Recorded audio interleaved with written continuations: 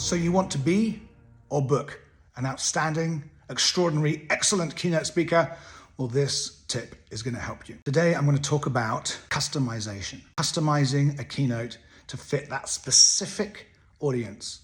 How they're made up, kind of company or companies they're from, the sector they're in, the part of the world they're in, the number and difference of cultures that are inside, the place the company's at, the place you're at, the year you're in, the month you're in. All is different. And if you don't customize keynotes, you leave so much impact on the table.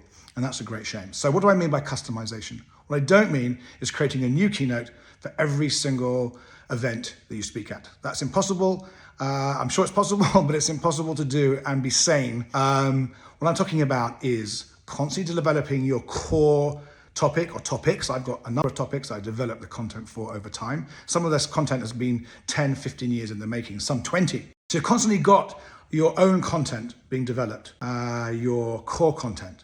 But every time you get a gig, every time you get an opportunity to speak, then you get an opportunity to hit the particular nerve, the particular mood of the system that you're in with a customized experience. Now, some of that customization is going to be how you speak, around the slides, around your topic, how you show up, what you open with, what you end with, and how you're introduced, etc., etc. But a lot of it's going to be actually in the narrative, in the slides themselves. So you don't want to customize everything. You want to customize what's going to make a difference.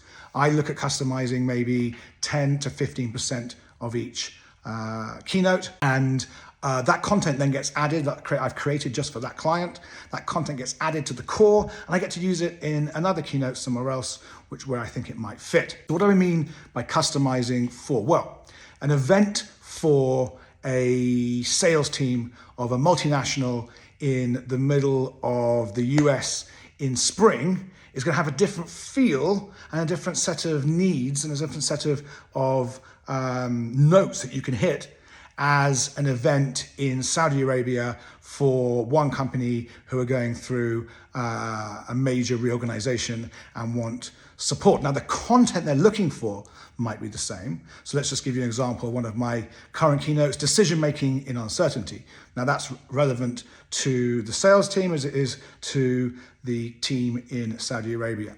It's relevant to a network association, their big conference of the year. So the topic is relevant to everyone. But how I deliver it, how I come into the topic and how I leave the topic, the way I introduce myself, the way I connect myself to that audience on stage at that moment in time might change. The examples I give of how to do it might change. The language I use might change. The props that I have on stage with me might change. The introduction I give to my hosts of how to introduce me might change. It might reference in Saudi Arabia my experiences of coming to the Middle East for the first time or being welcomed in gratitude. In the Midwest in the US, it might have a different flavor because I want to connect with that audience there. Now, the way to customize best is to get a deep, meaningful brief from your client, from the event producers. Now, you want to get the event production team telling you what their needs are, what they think's going on. You want maybe an HR or culture person to share if it's an in-house company event, or the network manager or the client sales manager if it's in a network or an association. And you want the big boss or the big bosses to give you their take. And they're all going to give you something slightly different. That's fine. And you need to have really good questions. And I'll share some of those in a different video. And you want to take and triangulate from these different sources, take it all in, do a little bit of research on this particular sector or the country, or tap into your own knowledge about that particular space and time. Then you bring up from yourself what you feel you can do to connect with those people in that room. And that event is unique. Those people in that room have a unique set of needs, set of listening, set of ears, set of eyes, and we want to touch and move and inspire them as much as possible.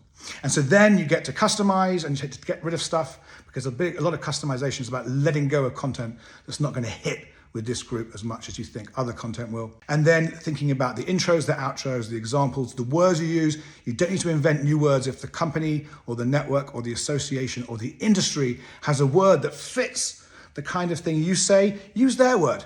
If it kind of fits, but you want to create a discernment, because that's where thought leadership is creating discernments, then say it's a bit like your word, and then I also add this to it. And then people go, okay, I get what you're saying.